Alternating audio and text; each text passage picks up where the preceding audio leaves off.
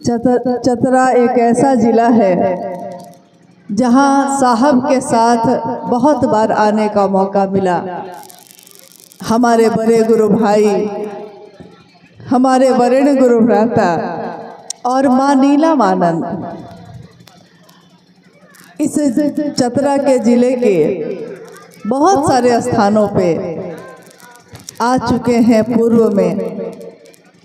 तो कहते हैं कि जहाँ खुद वो अपने चरण को रखते हैं वहाँ की धरती तो ऐसे भी ऊर्जावान हो जाती है। तो चतरा की इस धरती पे रहने वाले आप सभी गुरु भाई गुरु बहन उसी ऊर्जा से डूबे हुए हैं जो साहब और दीदी ने कभी चाहा है। आज का ये शिव गुरु महोत्सव भी इसी के निमित्त किया गया कि आने वाले अनेक ऐसे वर्ष होंगे जब ये धरती और इस धरती पे रहने वाला बच्चा बच्चा भी शिव को अपना गुरु बनाएगा और गर्व से ये कहेगा मैं शिव गुरु का चेला हूँ, साहब की बात बताता हूँ, मैं साहब की बात बताने आई, आपके बीच आई, ये मेरे इस जीवन का सौभाग्य है। साहब और दीदी के बारे में आपने सुना है, शिव गुरु हैं, हम उनके शिष्य हैं, ये भी आप हम जानते हैं, सुन चुके हैं। महादेव किसी परिचय का मोहताज नहीं, महादेव को प्रचार की आवश्यकता नहीं, परंतु हम जानते हैं कि महादेव के लिए तो हम जैसे बहुत होंगे, जैसे हम हैं, जैसे आप हैं, जैसे अनेक लोग हैं। महादेव गुरु हैं, महादेव भगवान हैं, महादेव के लिए तो हमारे जैसे बहुत होंगे, पर महादेव आप तो मेरे लिए एक ही हैं। हम आपके लिए बहुत होंगे लेकिन हम सब के लिए तो आप एक ही हैं। महादेव के अनेक स्वरूप की पूजा अर्चना का अविरल प्रवाह इस धरती पे होता आया है। शिव की शक्तियों से प्रदीप्त है ये धरती, शिव की शक्तियों से जानी जाती है। यहाँ आपके चतरा में ही माँ भद्रकाली का मंदिर अवस्थित है और शिव की शक्ति अघोरा माँ काली को कहा गया। अघोर शिव को, अघोरा माँ काली को, एकमात्र एक सत्ता ऐसी जो जब दुनिया बनी भी नहीं थी, तब जबकि कुछ भी नहीं था, न ये पृथ्वी थी, न ये हवाएं थी, कुछ भी नहीं था, तब भी शिव अपनी समस्त शक्तियों के साथ सुषुप्तावस्था में अवस्थित है। कहीं कोई हलचल नहीं, कहीं कोई तरंग नहीं, और उसी बीच में एक घटना घट रही है, काल पैदा हो रहा है। शिव ने इच्छा की, एको हम बहुत श्याम, मैं एक हूँ, मैं अनेक हो जाऊं। और शिव की इस इच्छा में इतना बल है, इतना बल है कि इस तरह की कितनी दुनिया पैदा होती है, रहती है और उसका संहार हो जाता है, टूट जाती है। महादेव की इच्छा में सारी इच्छाओं का, सारी शक्तियों का जो जहाँ से उद्गम है वही शिव की इच्छा मानी गई है। हमारी आपकी इच्छा में भी बल है। हम भी सोचते हैं कि आज जाएंगे चतरा, आज जाएंगे इटखोरी, आज जाएंगे रांची, हम भी इच्छा करते हैं, परंतु सामने कोई ना कोई ऐसी बात हो जाती है कि अभी जो इच्छा की थी टूट गई।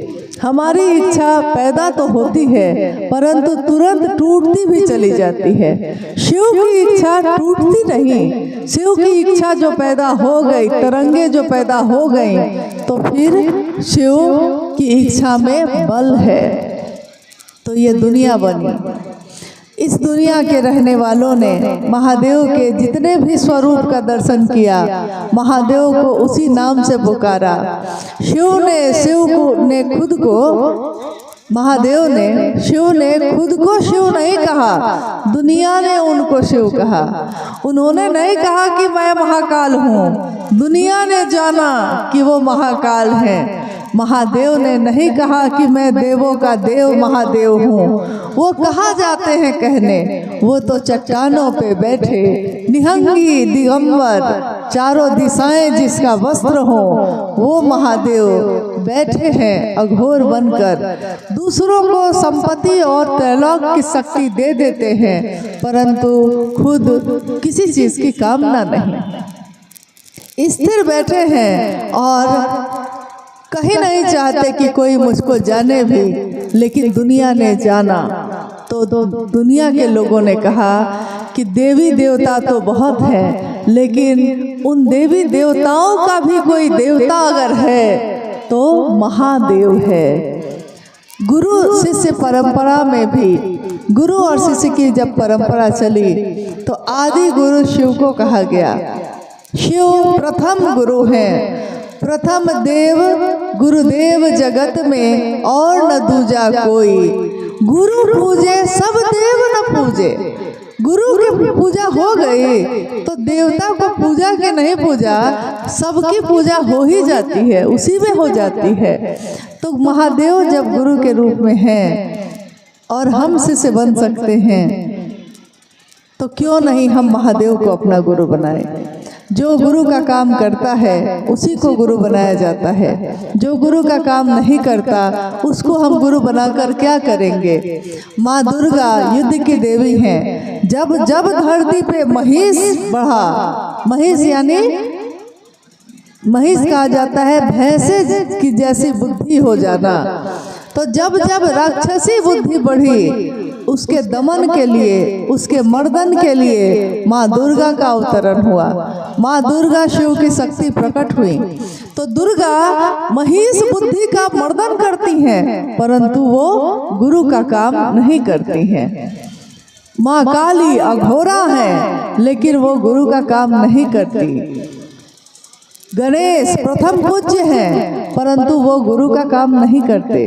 तो जो गुरु का काम नहीं करता उसको गुरु हम नहीं बना सकते। यहाँ पे इस जिला में कोई कलेक्टर होंगे, कोई जिलाधिकारी होंगे, बहुत पढ़े लिखे होंगे, बड़ी परीक्षा पास करके आए हैं, परंतु गुरु का काम नहीं करते, तो क्या फायदा। साहब हरिनानंद जी ने इतना ही कहा कि महादेव गुरु है, वो गुरु का काम करते हैं। महादेव को गुरु मानकर अगर विश्व का मानव एक विचार भी लेता है, सोचता भी है कि महादेव मेरे गुरु हैं, तो महादेव उसको अपना शिष्य स्वीकार करते हैं। गुरु और शिष्य, महादेव गुरु हैं और हम महादेव के शिष्य, शिव गुरु हैं, हम शिव के शिष्य। ये बात आज से पहले हजारों वर्ष पहले से चली आ रही है, परंतु न जाने क्यों लोगों ने महादेव को गुरु नहीं बनाया। इस कालखंड में जब शिव के शिष्य का जन्म हुआ 31 अक्टूबर सन 1948 को सिवान जिला जो के अमलोरी नामक ग्राम में, जहां उनका जन्म हुआ और आगे का जीवन बढ़ता है। उनके आगे के जीवन में अनेक घटनाएं हैं जो आपने अभी सुनी है। साहब 12 वर्ष के होते हैं, फिर वो शमशान जाने लगते हैं, कब्रिस्तान जाने लगते हैं, कुल कुंडली का योग, कुल कुंडली सब जागृत करने की विधाएं सीखने लगते हैं, परंतु जो वो खोज रहे हैं नहीं मिल रहा। और साहब कहते हैं कि मुझको भी नहीं पता मैं क्या खोजता हूँ। चमत्कार जो वो सोचते हैं होने लगा और धीरे धीरे धीरे धीरे सन 1974 का वर्ष आता है, नवंबर का महीना। आरा के गांगी शमशान में अर्धरात्रि के समय में साहब के मन ने सोचा कि गुरु भगवान होते हैं, वो भगवान गुरु क्यों नहीं है। और साहब ने भगवान शिव को अपना गुरु बना लिया। सन 1974 से फिर समय आगे बढ़ता है। भगवान शिव को अपना गुरु तो बना लिया, परंतु भगवान शिव क्या शरीर में दिखते हैं? भगवान शिव तो शरीर में नहीं दिखते।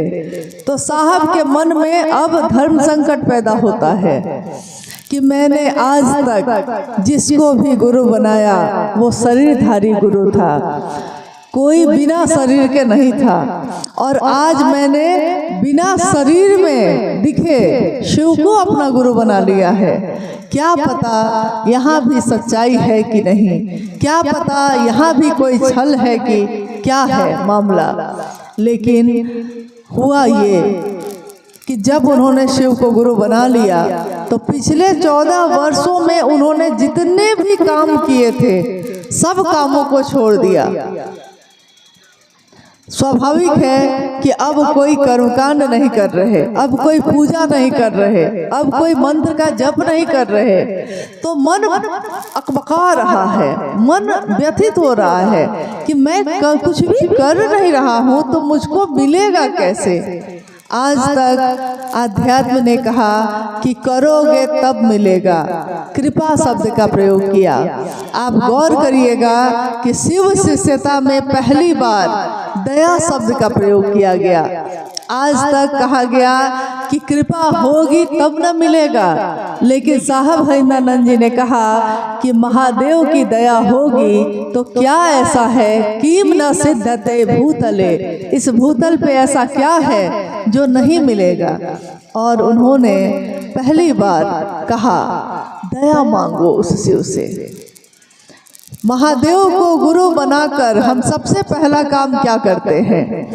जब हम महादेव को गुरु बनाते हैं, मेरे या आपके नाम की घोषणा होती है, तो नाम के घोषणा के साथ ही कि आज से, अभी से इस गुरु भाई ने या इस गुरु बहन ने शिव को अपना गुरु बनाया है, इनके नाम की घोषणा शिव के अंतरिक्ष साम्राज्य में दर्ज की जाती है। और हम सब कहते हैं जागा जागा महादेव, जागा जागा महादेव की ये घोषणा कोई नारा नहीं है, ये कोई ऐसा हल्ला करने का माध्यम नहीं है। जागा जागा महादेव का अर्थ है वो शिव मेरे अंदर जग गया, जो मेरे अंदर तो नहीं था जगा, सोया था, दुनिया में जगा हुआ था।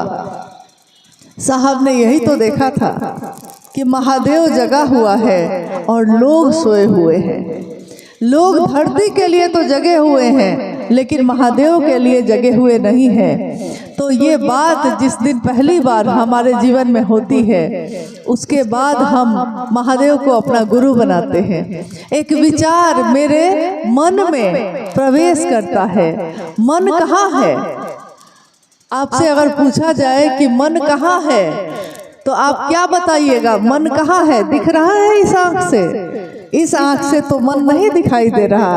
हाथ दिखाई देता है, चीजें दिखाई देती हैं, ये मैदान, ये पेड़, ये आकाश, ये बादल सब दिखाई देता है, परंतु हम हर बात में कहते हैं मेरा मन है, मेरा मन नहीं है। कोई कहे अगर कि मन कहाँ है, पहले मन से मिलवा दो, तो हमको वो मन दिखाई नहीं देता। लेकिन जैसे ही हम कहते हैं मेरा मन, तो हम इसको महसूस करते हैं। मेरे मन को हम महसूस करते हैं कि मेरे इस शरीर के साथ ही रहता है, लेकिन दिखाई नहीं देता। शरीर दिखाई देता है, किडनी दिखाई देता है, दिल मशीन में दिखाई देता है। अगर किसी मशीन में जाइएगा जांच करवाने कि मेरे दिल का इलाज करना है, जांच कर दीजिए, तो मशीन में दिल दिखाई देगा, परंतु इस दिल में जो भावना है, जो प्रेम है, जो नफरत है, वो मशीन में दिखाई नहीं देती। तो दिल तो दिखाई देता है। किसी मशीन में हम जाएंगे देखने कि दिमाग को देखना है, तो मस्तिष्क दिखाई देगा, परंतु इस दिमाग में, इस ब्रेन में जो मस्तिष्क दिखाई देता है, सीटी स्कैन में, अल्ट्रासाउंड में दिखाई देती है जो चीजें, उसमें सूक्ष्म जो विचार है, जो भाव है, जो सोच है, वो सोच दिखाई नहीं देता। हम बोलते हैं तो कोई समझता है कि ये आदमी ये बात सोच रहा है, लेकिन अगर हम ना बोले तो कोई मेरी सोच को देख नहीं सकता, कोई मेरी सोच को सुन नहीं सकता। यानी सूक्ष्म चीजें दिखाई नहीं देती, स्थूल चीज दिखाई देती है। जिस समय हम महादेव को गुरु मानते हैं तो महादेव दिखाई नहीं देता, सूक्ष्माति सूक्ष्म है वो, महादेव की शिष्यता भी दिखाई नहीं देती, क्योंकि वो हमारे मन में, मन की भूमि पे उतरती है, हमारे मन के विचारों में वो संरचित होती है, उसका संचार होता है, दिखाई नहीं देता। जो दिखाई नहीं देता उसमें महादेव को गुरु बनाने की बात साहब श्री ने कही है। जब हम महादेव को गुरु बनाकर कहते हैं कि अब आगे क्या करना होगा, तो कोई कहता है कि हाथ बढ़ाइए और कंगन बांध देता है। हम पूछते हैं कि ये कंगन क्यों बांध दिया गया मेरे हाथ में, तो कहते हैं गुरु भाई गुरु बहन कि भैया शिव के शिष्य 12 दाना का कंगन बांधते हैं। हमको नहीं पता कि ये 12 दाना का कंगन कब से बांधा जा रहा है। अगर मैं आपसे आज पूछूं कि क्या आप में से किसी को ये पता है कि हाथ में कंगन बांधने का ये रिवाज शिव शिष्यता में कब से शुरू हुआ, तो कोई बता सकेंगे? कोई? हाँ बताइए, कब से शुरू हुआ? साहब पहने तब शुरू हुआ, लेकिन साहब कब पहने ये घटना है। सन 1974 में जब साहब ने शिव को गुरु बना लिया, महादेव तो दिखाई नहीं दे रहा था ना, तो महादेव तो दिखाई नहीं दे रहा है, लेकिन महादेव का जो भाव है वो महसूस हो रहा है उनके मन में। फिर साहब ने देखा कि जो मैं बोलता हूँ वो होने लगता है, जो मैं सोचता हूँ वो होने लगता है। एक घटना है कि सन 1972 में 22 मई को साहब और दीदी का विवाह हो गया था। साहब मनातू बंगला में, मनातू बंगला माँ नीलम आनंद जी के पिता का आवास है डाल्टनगंज में। साहब और दीदी का विवाह भी यहीं मनातू गढ़ में ही संपन्न हुआ था 22 मई 1972 को। तो घर के दामाद थे। एक बार ऐसा मौका मिला कि वो मनातू बंगला गए, तो उन्होंने देखा कि दीदी के पिताजी यानी मऊआर जगदीश्वर जीत सिंह जी, नाना जी किसी व्यक्ति का हाथ देख रहे हैं। तो वो व्यक्ति उनसे अपना हाथ दिखवा के पूछ रहा है कि दादा बताइए तो मेरे जीवन में आगे क्या लिखा हुआ है। साहब ने कहा कि दादा यानी नाना जी के बारे में सब कोई उनको दादा बोलते थे, दीदी भी अपने पिता को दादा ही बोलती थी। तो साहब ने सोचा कि जब दादा देख रहे हैं तो मेरा भी हाथ देख लीजिए जरा। तो उन्होंने कहा कि जरा मेरा भी हाथ देखिए। तो जो व्यक्ति पहले से हाथ दिखा रहा था वो थोड़ा सा गुस्सा हो गया, उसको लगा कि मेरा हाथ देख रहे हैं और बीच में ये आ गए अपना हाथ दिखाने। तो उसने थोड़ा झुंझला के कहा कि आप रुकिए थोड़ा, पहले दादा मेरा हाथ देखेंगे। साहब ने एक झटके में कहा कि क्या हाथ देखेंगे, 2 महीने में तो आपकी पत्नी की मृत्यु लिखी हुई है। कह के गुस्से में थोड़ा ये वहां से उठ के चले गए। उस व्यक्ति को भी बड़ा गुस्सा आया कि बताइए मेरी पत्नी की मौत की बात बता रहे हैं मुझको। बात आई गई हो गई, मनातू बंगला से वो लौट गए, दादा भी यानी नाना जी भी मनातू गढ़ लौट गए।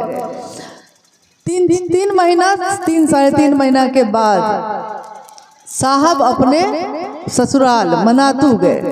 तो उन्होंने देखा कि बाहर खटिया रखा हुआ है, खटिया पे बहुत सारे लोग बैठे हुए हैं, जिसमें वो व्यक्ति भी बैठा है जो उस दिन हाथ दिखा रहा था, लेकिन उसके बाल छिले हुए हैं। साहब को याद भी नहीं रहा कि उन्होंने उस दिन क्या कहा था। तो उन्होंने देखा कि बाल छिले हुए हैं, तो उन्होंने पूछा कि अरे आपके बाल क्यों छिले हुए हैं। तो उस व्यक्ति ने बड़े गुस्से में कहा आपके कारण। साहब ने कहा कि मेरे कारण कैसे, मैंने क्या किया है। तो उसने कहा कि आपने ही उस दिन कहा था कि मेरी पत्नी की मृत्यु हो जाएगी, मेरी पत्नी की मृत्यु हो गई। साहब ने कहा मैंने नहीं कहा है, ये तो आपके हाथों की रेखा बता रही थी, मैं क्यों कहूँगा। और बाद में उन्होंने सोचा कि अब मुझको जो दिखाई देता है वो भी मैं अब लोगों को नहीं बताऊंगा, क्योंकि लोग दुखी हो जाते हैं। तो उन्होंने फिर लोगों से ये कहना, ज्योतिष का काम मतलब लोगों को बताना होता है भविष्य, ये बात भी छोड़ दी। बात आगे और बढ़ी। फिर 1974 में उन्होंने शिव को जब गुरु माना है, 75 में नमः शिवाय आया। आपने सुना अभी कि 75 में नमः शिवाय जब उनके सांसों पे आया तो साहब उस समय मुजफ्फरपुर जिला के तुर्की नामक स्थान पे बैठे हुए थे, आम के पेड़ के नीचे, एकदम शांत माहौल में। शादी हो चुकी थी। इससे पहले साहब के घर के लोग प्याज लहसुन भी नहीं खाते थे, मतलब बहुत ही सात्विक भोजन उनके घर में बनता था, दादाजी के घर में। और मनातू जाते आते साहब को पान खाने की आदत हो गई थी। तो लोग उनसे पूछते भी कि आपने पान की आदत कब लगा ली। साहब ने कहा कि मैंने नहीं लगाई, मेरे साले साहब ने कहा कि मेहमान एक पान खाइए, एक पान खाइए, और मैं तो एक ही पान खाया था, लेकिन एक पान कब 10 पान में बदल गया पता ही नहीं चला। अब मैंने पान को नहीं पकड़ा है, पान ने मुझको पकड़ लिया है। खैर उस दिन भी वो पान खाने चौराहे पे गए, लौटे अकेले आम के पेड़ के नीचे बैठे हैं। साहब की माँ आंगन में अंदर काम कर रही है, कुछ आंगन का दरवाजा खुला हुआ है और घटना है, हवा के झोंके के साथ नमः उनके सांसों पे चढ़ता है और शिवाय उतर जाता है। नमः आया, शिवाय उतर गया। ये जो घटना होती है तो साहब ने कहा कि अगर अचानक आपके साथ कोई घटना होगी तो आपका मन एकदम अव्यवस्थित हो जाएगा। तो उन्होंने अकबकाते हुए खड़े होके कहा, उनके हाथ में उनके कमरे की चाबी थी जो हाथ से छूट गई, अकबकाहट में छूट गई, गिर गई नीचे। और इन्होंने कहा कि अरे रे रे एकरे खोजत रहनी। उनकी माँ ने अंदर से पूछा, बउआ का भुलाइल रहे जे खो गइल बा। इन्होंने कहा चाबी भुला गइल रहे, मिल गई। लेकिन साहब ने कहा कि चाबी कमरे की नहीं खोई थी, वो तो सामने दिख रही थी। चाबी थी आध्यात्म, एक रास्ता है खुद की खोज की। मैं कौन हूँ, कहाँ से आया हूँ, इसकी खोज करने का रास्ता है अध्यात्म। लेकिन अध्यात्म पे चलने का जो रास्ता है, उस रास्ते की चाबी बहुत सारे लोगों ने ताला लगा लगा के चाबी अपने पॉकेट में रख लिया है। कोई कहता है कि मैं गुरु हूँ, मैं भगवान हूँ, मैं ही भगवान हूँ, मुझसे अगर ना मिलोगे तो ईश्वर की तरफ नहीं चल पाओगे। तो लोगों ने ताला लगा लगा के चाबी अपने पॉकेट में रख लिया है। मुझको आज उस रास्ते की चाबी मिल गई, यानी नमः शिवाय शिव का प्राण मंत्र। नमः शिवाय शिव का प्राण मंत्र है, और प्राण मंत्र मेरा प्राण मंत्र बन जाए, इसकी कोशिश हमको करनी है। आज तक दुनिया में जब किसी का जन्म होता है तो वो अलग अलग धर्म, अलग अलग जातियों में बांट दिया जाता है। कोई हिंदू बन गया, कोई मुस्लिम बन गया, कोई सिख, कोई ईसाई बन गया। लेकिन शिव शिष्यता का अपना एक धर्म है। शिव शिष्यता का धर्म का अर्थ मजहब नहीं होता, धर्म का अर्थ हिंदू मुस्लिम सिख ईसाई नहीं होता। धर्म का अर्थ होता है अध्यात्म, अध्यात्म का अर्थ होता है धर्म। मतलब वो जो चीज हम धारण कर सकें अपने इस जीवन में, हम जो धारित कर सकते हैं वही है धर्म। और शिव शिष्यता का धर्म क्या है? जिस तरह वायु का धर्म है हवाओं का धर्म है कि वो हमारे प्राण को चलाती है, जिस तरह मिट्टी का धर्म है कि वो अनाज को पैदा करके हमारे जीवन को पोषण देती है, जिस तरह जल का धर्म है कि वो हमारे प्यास को बुझाती है, जिस तरह अग्नि का धर्म है कि वो तपिश पैदा करती है, वैसे ही शिव के शिष्यों का धर्म है कि वो शिव शिष्यता का भाव पैदा करते हैं और मानव का मानव से प्रेम सुनिश्चित करते हैं। इंसान इंसान को प्यार करे। हम सब एक ही संतान हैं, एक ही पिता के। सारे लोग एक ही जगह से आए हैं और सारे लोगों को लौटना भी एक ही जगह है। हम चाहे उसको जो नाम दे दें, लौटना तो है। लौटेंगे तो मुंह क्या दिखाएंगे, क्या इस चेहरे को दिखाएंगे? महादेव जब कहेंगे कि मैंने पैदा किया था कि धरती पे इंसान बन के जन्म लो, भोग को भोगो, भुक्त मत होना। कहा ना राजा भर्तृहरि ने, भोगा न भुक्ता वयमेव भुक्ता, तृष्णा न जीर्णा वयमेव जीर्णा। हम भोग को नहीं भोगते, भोग ही हमको भोग लेता है। हमारी तृष्णा, हमारी चाहत, हमारी इच्छा कभी खत्म नहीं होती। हम खत्म हो जाते हैं, हम बूढ़े हो जाते हैं, हमारा शरीर जीर्ण हो जाता है, लेकिन हमारी तृष्णा का, हमारी चाहत और इच्छा का कभी वो खत्म नहीं होती, वो बढ़ती ही चली जाती है। तो हमारा ये धर्म है कि हम लोगों के मन में शिव को स्थापित करें। आज तक लोगों ने मंदिरों में स्थापना की, लोगों ने मूर्तियों में स्थापना की, शिवलिंग में स्थापना की, तस्वीरों में स्थापना की, परंतु शिव के शिष्य इस कालखंड में शिव की स्थापना मानव के हृदय में करते हैं। और जब मानव के हृदय में शिव की स्थापना होती है तो उसके लिए कोई पराया नहीं है। यहाँ सब अपने हैं, कौन पराया है? किससे नफरत करिएगा? जिधर देखिएगा महादेव ही तो दिखेगा, क्योंकि महादेव जिसके दिल में आपने स्थापित किया है उसको देखने पे महादेव ही याद आएगा, दूसरा कोई याद नहीं आ सकता। तो साहब ने यही अनुभूत किया कि शिव ने अपने तरफ चलने का रास्ता प्रशस्त कर दिया है, खोल दिया है सारी दुनिया के लोगों के लिए। इसीलिए उन्होंने कहा कि ये शिव शिष्यता का राजमार्ग है, जो भी इस रास्ते पे चलेगा वो इस रास्ते का पथिक कहलाएगा। और परमात्मा पथ पे चलने का पथिक हर व्यक्ति हो सकता है, किसी को भी अपने तरफ आने से महादेव रोक नहीं सकते। साहब का ये नमः शिवाय सांसों पे आना और उतरना तीसरा सूत्र बना। तीसरा सूत्र यानी कि मन ही मन अपने गुरु शिव को प्रणाम करिए। शिव की चर्चा उन्होंने 1980 के दशक से शुरू की थी। 1980 के दशक से जो शिव चर्चा उन्होंने शुरू की, 1981 में जब वो पाटन में थे। पाटन कहाँ है? पलामू है, पलामू का एक प्रखंड है। मनातूगढ़ के बगल में है पाटन।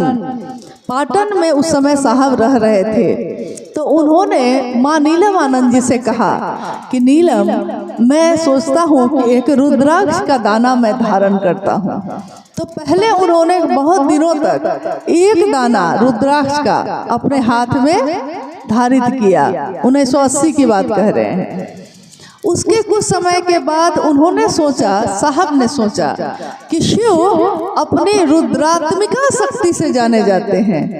तो शिव की रुद्रात्मिका शक्ति 11 मानी जाती है। तो 11 का अंक जो है, इस अंक के आधार पे उन्होंने जो एक दाना पहना था उसको कितना कर लिया? 11 कर लिया। 10 दाना और उसमें जोड़कर 11 दाने का कंगन वो पहनने लगे। एक दिन की घटना है, सन 1981 की घटना है ये। साहब और दीदी अपने ड्राइंग रूम में बैठे हुए हैं पाटन में। अचानक दरवाजे पे दस्तक होती है। माँ नीलम आनंद उठकर दरवाजा खोलती हैं। सामने साधु के वेश में एक व्यक्तित्व खड़ा है। माँ कहती हैं, अभी क्यों आए? अभी तो साहब घर में आए हैं, ऑफिस का समय नहीं है। दीदी को लगा कि कोई ऑफिस के काम से आ गया है, लेकिन साधु ने कहा कि नहीं नहीं, मैं तो अपना हूँ, इसलिए आ गया हूँ, मिलने आ गया हूँ। तो साहब और दीदी खड़े हैं, दरवाज़ा खुला हुआ है। साहब ने कहा कि जब शिव आते हैं उनकी परछाई नहीं होती, चारों तरफ दुधिया रोशनी है, चारों तरफ रोशनी ही रोशनी है। और इससे पहले तो अंधेरा था बरामदे में। साहब देख रहे हैं। दीदी पूछती हैं कि तो किस लिए आए, मिलने आए? तो उन्होंने कहा कि मैं ये कहने आया कि 11 दाना मत पहनो, हाथ में 12 दाना धारित करने बोलो। 12 दाना का रुद्राक्ष हाथ में धारित करना चाहिए। माँ नीलमानंद जी ने कहा कि अब रुद्राक्ष का दाना तो नहीं है मेरे पास, मैं कहाँ से लाऊंगी अभी? तो उस साधु ने अपने बाएं हाथ में जो रुद्राक्ष पहना था उसमें अपने दाहिने हाथ की तर्जनी डाली और माला टूट गया। उन्होंने जो माला पहनी थी वो टूट गई और उसमें से एक दाना उन्होंने माँ नीलमानंद जी के हाथ में रखा और कहा कि आज से 12 दाना पहनना। बाकी जो दाना था उन्होंने अपनी झोली में रखा। और देखते हैं साहब और दीदी कि अब बरामदे में कोई नहीं है, चारों तरफ अंधेरा ही अंधेरा है। उन्होंने, साधु ने यही कहा कि अंदर जाओ, बाहर अंधेरा है। और अंधेरा छा गया, कहीं कोई नहीं है। ये घटना होती है सन 1981 में, आज से 44 साल पहले।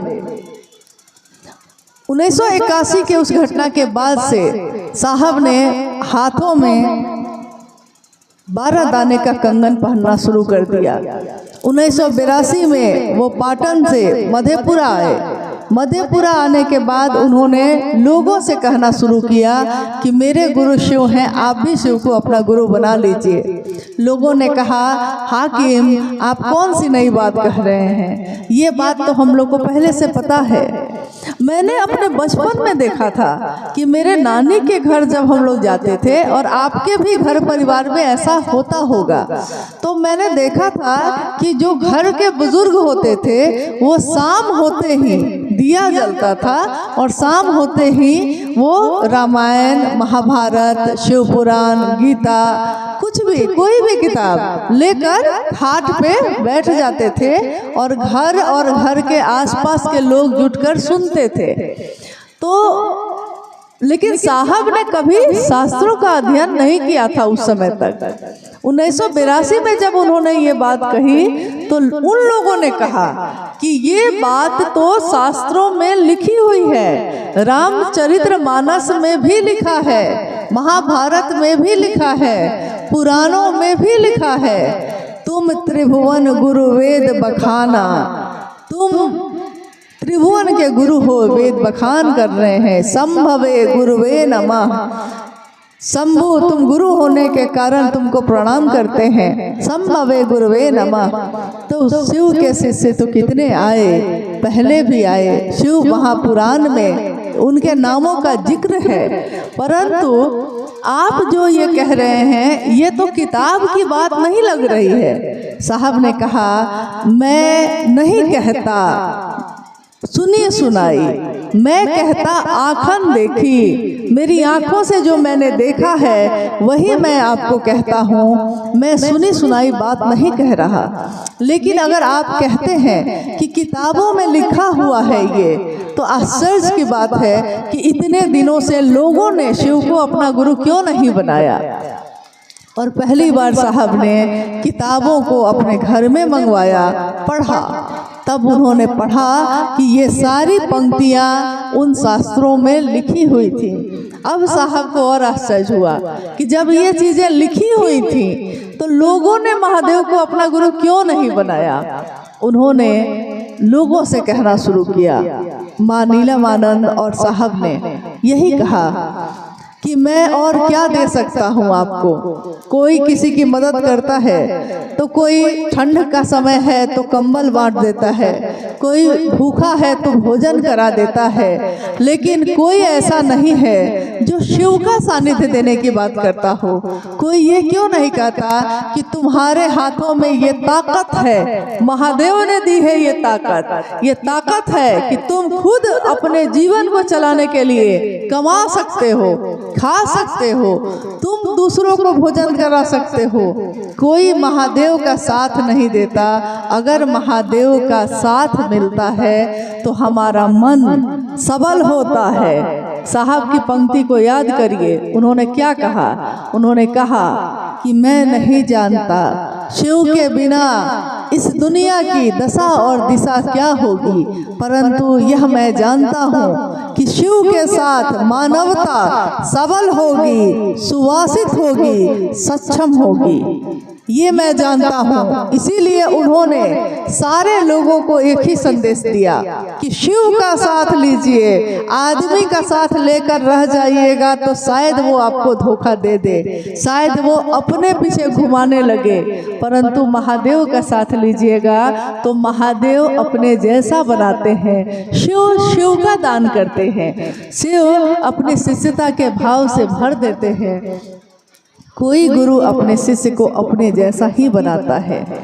तो शिव को गुरु बनाकर हम हाथों में कंगन पहनते हैं। बाद में साहब ने देखा कि 12 दाने के कंगन इसलिए हैं क्योंकि 12 सूर्य होते हैं, 12 ज्योतिर्लिंग भी हैं। तो 12 दानों का बहुत अंक है, अध्यात्म में अंक का विज्ञान है, इसलिए 12 दाने धारित किए जाते हैं। शिव के शिष्य इसीलिए 12 दानों का कंगन पहनते हैं कि उन्होंने साहब श्री ने शुरू किया ये, और जो उन्होंने शुरू किया है हम आप भी उसी का अनुकरण करते हैं। और महादेव के नाम का ये कंगन हमको महादेव का काम करने में बहुत मदद करता है।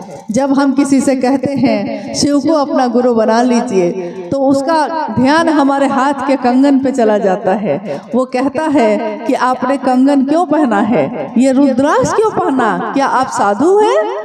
तो हम कहते हैं नहीं, हम शिव के शिष्य हैं और शिव का शिष्य साधु ही होता है। शिव अपने जैसा बनाते हैं, शिव साधुता की पराकाष्ठा है, तो शिव अपने जैसा ही तो बनाएंगे।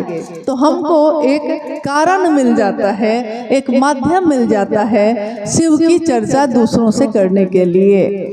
और वैज्ञानिक दृष्टिकोण से भी रुद्राक्ष का बहुत महत्व है। ये हमारे ब्लड प्रेशर को, बीपी को संतुलित करता है, जो खून की रफ्तार है उसको संतुलित करता है। रुद्राक्ष का कंगन सूक्ष्म तरंगों का धारक माना जाता है।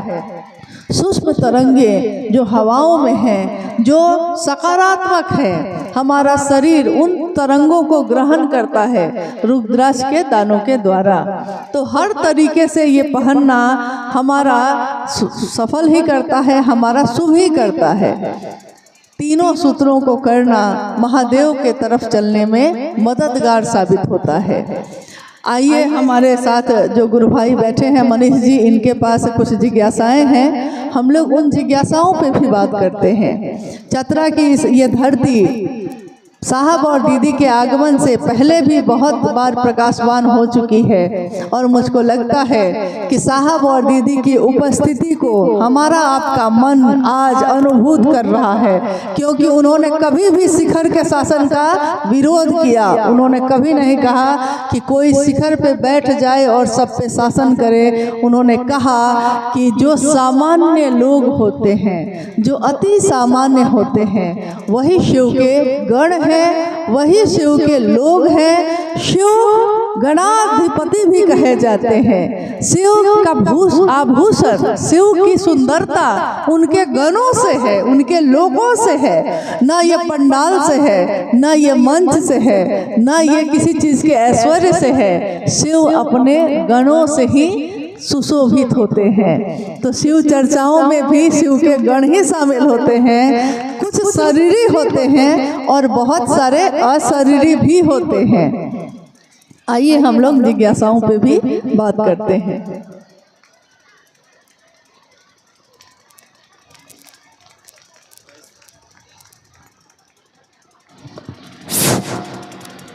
वैसे तो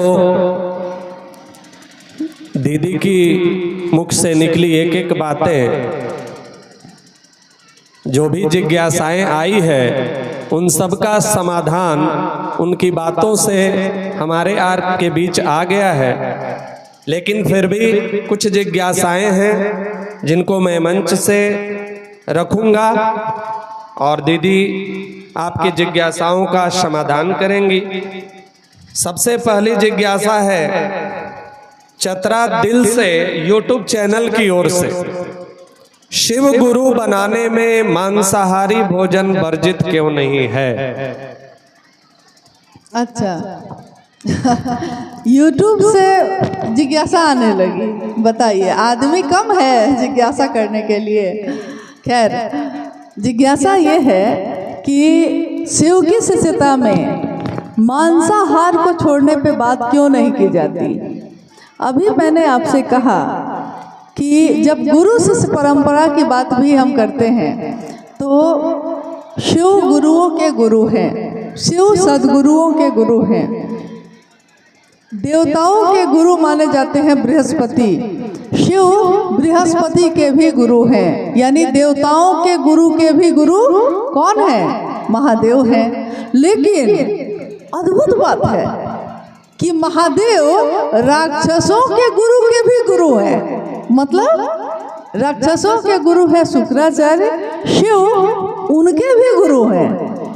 देखिए, महादेव ये नहीं कह सकते कि तुम देवता हो तो तुम मेरे शिष्य बनोगे, तुम राक्षस हो तो मेरे शिष्य नहीं बनोगे, तुम सात्विक भोजन करते हो तो मेरे शिष्य बनोगे, और तुम मांसाहार करते हो तो मेरे गुरु नहीं बनोगे। बाघ भी शिव ही है, बाघ जिसको खाता है वो भी शिव ही है। ये शिव की माया है जिस तरह से वो चलाते हैं। और महादेव गुरु के रूप में ये नहीं कह सकते कि मैं तुम्हारा गुरु बनूंगा और तुम्हारा नहीं बनूंगा, क्योंकि तुम तमस से भरे हो इसलिए मैं तुम्हारा गुरु नहीं बनूंगा, जो रज से भरा होगा उसका मैं बनूंगा, ऐसा गुरु नहीं कह सकते। हर व्यक्ति चाहे वो रौ नरक का भागी होगा, शायद उसने अपने जीवन में पाप से भी ज़्यादा पाप किए होंगे, परंतु वो भी अगर ये कहता है हे शिव आप मेरे गुरु हैं, मैं आपका शिष्य हूँ, तो महागुरु महादेव को उसको अपना शिष्य बनाकर गुरु का भाव देना ही पड़ेगा। गुरु अपने अनुग्रह भाव से, महादेव अपने अनुग्रह भाव से जीव पे दया करते हैं और उसको शिव बनाते हैं। गुरु के रूप में महादेव ऐसा ही करते हैं, इसलिए महादेव भेद नहीं कर सकते। हाँ, ये अलग बात है कि किसी भी प्राणी को मार के खाना अच्छी बात नहीं है, ये तो बिल्कुल सही बात है। लेकिन ये आपका स्वभाव बन जाए, ये आपका मन खुद समझे कि कोई जबरदस्ती आपको छुड़वा भी दे और आपका मन उसको भोगता रहेगा, तो मन तो भोग ही रहा है, मुंह से छूट गया लेकिन मन तो नहीं छोड़ पाया। इसलिए जो अच्छी चीज़ें हैं महादेव उसको बढ़ा देते हैं, जो गलत है उसको समित करते हैं, दमित करते हैं। जो अच्छे कर्मफल हमने किए हैं महादेव की ही दया उसको आगे बढ़ा देती है और अच्छा जीवन हो जाता है, अच्छा पहनने लगे, अच्छा खाने लगे, अच्छा जीवन जीने लगे। और जो भी कर्मफल हमने जो किए हैं पूर्व में, जो हमारे प्रारब्ध हैं या संचित क्रियामान है, संचित क्रियामान सब कदमों में डाल दे, महादेव के कदमों में डाल दे। मत सोच क्या खता है, खतावार होंगे शंभु, शंभु खतावार हो जाते हैं। आप क्यों सोचते हैं कि कोई अच्छा है कि नहीं, कोई बुरा है? महादेव समझेंगे कि कौन अच्छा है कौन बुरा है। हमारा काम इतना ही है कि किसी जीवात्मा को शिव से जोड़ देना, बस इतना ही हमारा काम। अगली जिज्ञासा देव कुमार जी की है कि ऋषि महर्षि जप कर कर के परब्रह्म को प्रसन्न किए, गुरु चर्चा में गप को प्रधानता दिया गया है, ऐसा क्यों? बहुत सुंदर जिज्ञासा है कि आज तक ऋषि और महर्षि ने जप करके या तप करके, तपस्या करके, जप करके यानी कि मंत्रों का जाप करके, जप से और तप से महादेव को पाया है, परंतु शिव शिष्यता में गप को क्यों कहा जाता है करने के लिए? देखिए, इंसान सबसे ज्यादा क्या काम करता है? गप करता है सबसे ज्यादा। और कौन है ऐसा जो बात कर सकता है? तो हम कहेंगे कि कोई भी व्यक्ति बात कर सकता है, कोई भी। लेकिन क्या कोई भी आदमी जप कर सकता है, तप कर सकता है? तो नहीं। क्या हर आदमी अपना गृहस्थ जीवन छोड़कर संन्यास ले सकता है? नहीं ले सकता है। तो क्या ऐसा है जो हर व्यक्ति कर सकता है? महादेव अपने आप को इतना नीचे लेकर आए हैं कि हम उनको छू सकते हैं, हम उनको अपना मन में अनुभव कर सकते हैं। महादेव की सत्ता जो करोड़ों बिजलियों की चमक है, जिसमें करोड़ों बिजलियां जिनका आहार है, कोटि सौदामिनी भाषाम, जिनके मतलब एक तत्व में इतने करोड़ों बिजलियों की चमक है, वो महादेव मेरे और आपके जैसे इंसान का गुरु बन सकता है। इसके लिए महादेव ने अपने आवेश को कितना कम किया होगा ताकि हम उनके नजदीक जा सके। इसीलिए साहब हरिंद्रानंद जी ने हम लोगों को एक विषय दिया, शिव की चर्चा। मैंने अभी शुरू में कहा आपको कि शिव शिष्यता में पहली बार शिव चर्चा का प्रारंभ हुआ। आज तक शिव कथा का था, महाभारत की कथा, भागवत कथा, रामायण कथा, शिव पुराण कथा, ये पहले से होता आया है, ये आज भी होता है। परंतु शिव चर्चा इसने एक ऐसी विधा दी जिसमें कोई भी व्यक्ति अपने गुरु के मंच पे आके अपने गुरु की बात कह सकता है। ऐसा नहीं है कि एक ही व्यक्ति यहाँ आएगा, एक ही व्यक्ति बैठेगा, ये वो मंच नहीं है, महादेव की बात है। और कोई भी व्यक्ति रास्ते पे चलते हुए भी कहीं पे भी खड़े होकर महादेव की बात कर सकता है। हर व्यक्ति दूसरे व्यक्ति को शिव का शिष्य बना सकता है। ये संचरण है ऊर्जा का। जागा जागा महादेव, जिस दिन आपने कहा था, ये ऊर्जा का संचरण उसी दिन से शुरू है। आप भले महसूस करिए कि नहीं करिए, आप अनजान आदमी से कहते हैं कि महादेव को गुरु बना लीजिए और वो बना लेता है, ये मामूली बात है, ये साधारण बात है। हमारे अपने हमारी बात को नहीं सुनते, परंतु हम किसी अनजान को रोक लेते हैं, वो रुक जाता है। हम कहते हैं भैया दीदी महादेव को गुरु बना लीजिए, और आप गौर कीजिए कि जिसने महादेव को गुरु बनाया है उसने फिर जीवन में महादेव को छोड़ा नहीं है। आपके कहने से कोई जीवन भर के लिए शिव को अपना बनाता है, ये मेरी ताकत नहीं है, ये आपकी ताकत नहीं है, ये शिव की ऊर्जा स्वयं संचरित होकर एक हृदय से दूसरे हृदय, दूसरे से तीसरे तक जा रही है, चर्चा के माध्यम से, गप के माध्यम से। इसलिए और इस गप में क्या होता है सो सुनिए। अभी देखिए इतने लोग हैं यहाँ, सब अपने अपने घर से आए होंगे, हम भी अपने घर से आए हैं, सब अपने अपने घर से आए होंगे।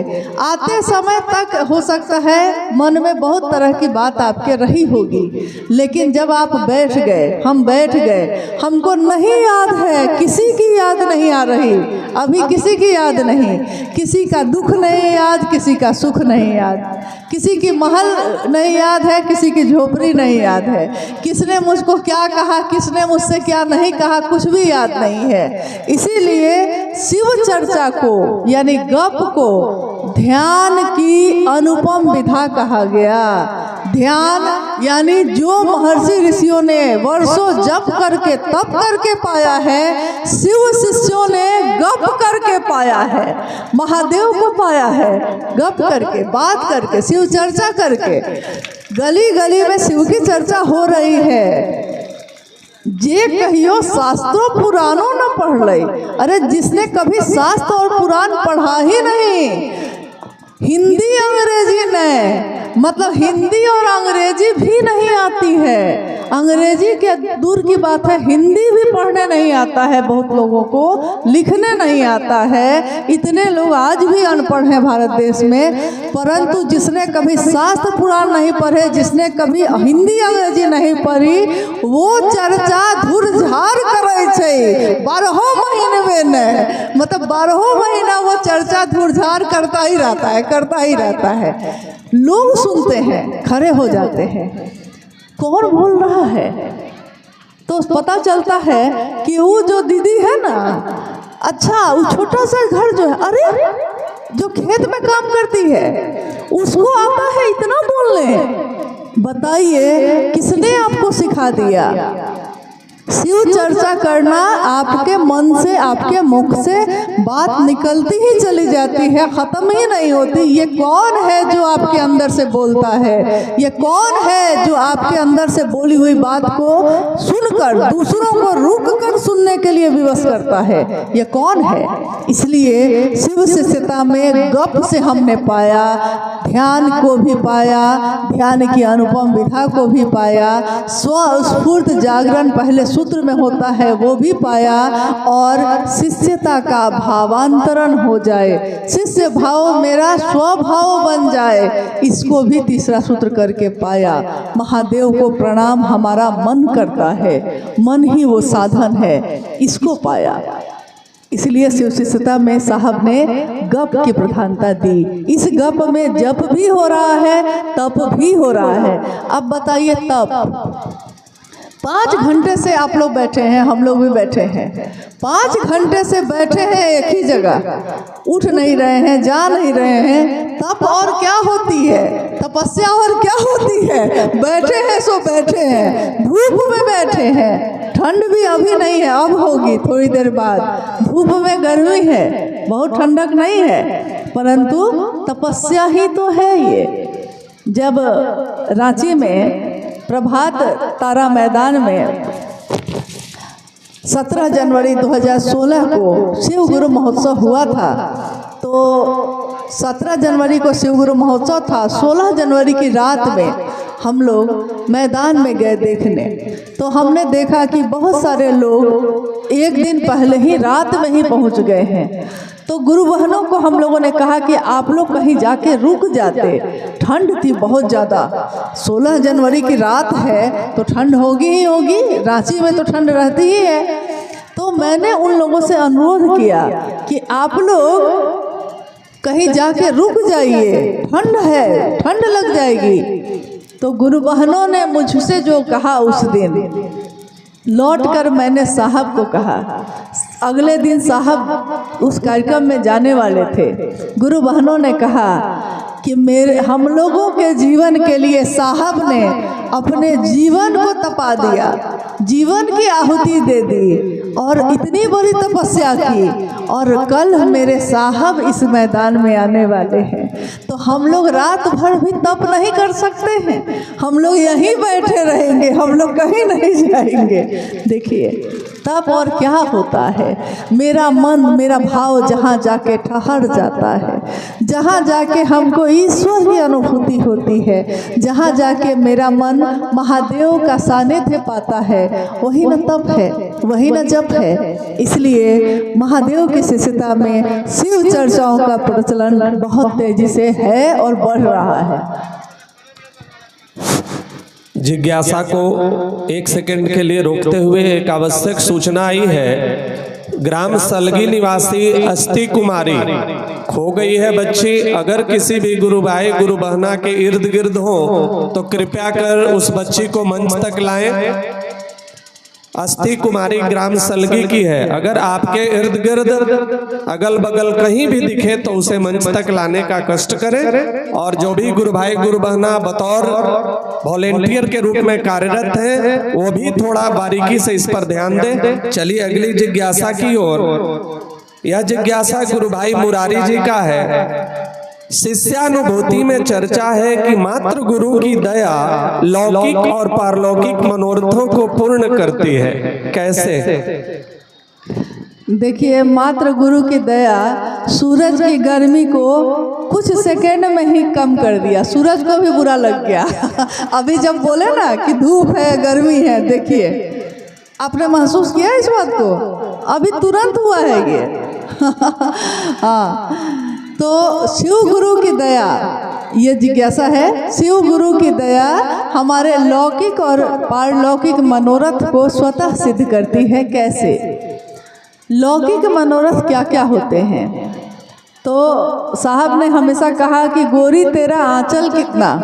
अगर महादेव एक 5 साल के बच्चे के सामने महादेव उतर के आ जाए तो वो कहे 5 साल के बच्चे से कि मांगो क्या मांगोगे, तो वो बच्चा बहुत सोचेगा तो चॉकलेट मांगेगा, क्योंकि उसके नज़र में चॉकलेट ही सबसे बड़ी चीज़ है। जब कोई हमारे आपके जैसा थोड़ा बड़ा आदमी, मतलब उम्र में थोड़ा बड़ा हो जाए, तो उससे पूछेंगे तो मांगेगा तो क्या मांगेगा? घर मांगेगा, नौकरी मांगेगा, गाड़ी मांगेगा, पैसा मांगेगा। लेकिन क्या किसी ने महादेव मांगा है? कोई कहता है कि मुझको महादेव चाहिए? साहब ने तो कहा मुझको महादेव चाहिए, मैं शिव को चाहता हूँ। लोगों ने शिव से चाहा, माँ पार्वती ने शिव को चाहा और रावण ने त्रैलोक्य की शक्ति को चाहा। अंतर यही ना है, कौन क्या चाहता है। तो लौकिक कामनाएं हमारी स्वतः पूर्ण होती हैं। हम बस महादेव महादेव ही तो करते हैं, लेकिन आप अपने जीवन में देखिए कि क्या परिवर्तन हुआ कि नहीं हुआ है। अक्सर साहब ने कहा कि आप बताइए, आप महादेव के नाम पे व्यापार क्यों करते हैं? महादेव ने क्या नहीं दिया आपको? आपने महादेव महादेव किया तो अच्छा पहनने लगे, अच्छा खाने लगे, अच्छा जीवन जीने लगे, अच्छा घर परिवार हो गया। और क्या चाहिए? लौकिक कामनाएं स्वतः पूर्ण होती चली जाती हैं, जो भी हो, शरीर की हो या मन की हो, जो भी हो। पारलौकिक यानी ईश्वर को पाना चाहते हैं हम, महादेव को आप नहीं पाते। महादेव की चर्चा करते करते हम महादेव के इतना नजदीक हो गए हैं कि हमारे मुंह से नींद में भी महादेव महादेव ही निकलता है। हम अगर बीमार हो जाएं, ऑपरेशन थिएटर में चले जाएं, तो उस समय भी बेहोशी की दवा देने के बाद भी महादेव महादेव ही निकलता है। कुछ अच्छा हो गया तो कहते हैं महादेव की दया है, कुछ बुरा हो गया तो कहते हैं कि महादेव की दया से निकल जाएंगे। यानी महादेव की दया ही हमारे लौकिक और पारलौकिक सभी मनोरथ को स्वतः सिद्ध करती है, ये इसमें कोई दो मत नहीं है।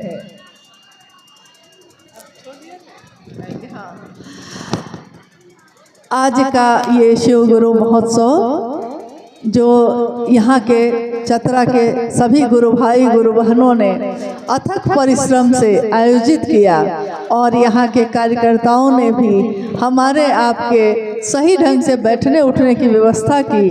महादेव की असीम दया है कि आपके हमारे सबके यहाँ उपस्थित होने से साहब और दीदी की उपस्थिति को, अपने गुरु शिव की उपस्थिति को हमारे हृदय ने महसूस किया है। और हम कहते हैं कि जहाँ भी जाते हैं वही नज़र आते हैं। मुझे तुम मिल गए हमदम, सहारा हो तो ऐसा हो, जहाँ देखूं तुम ही तुम हो, नज़ारा हो तो ऐसा हो।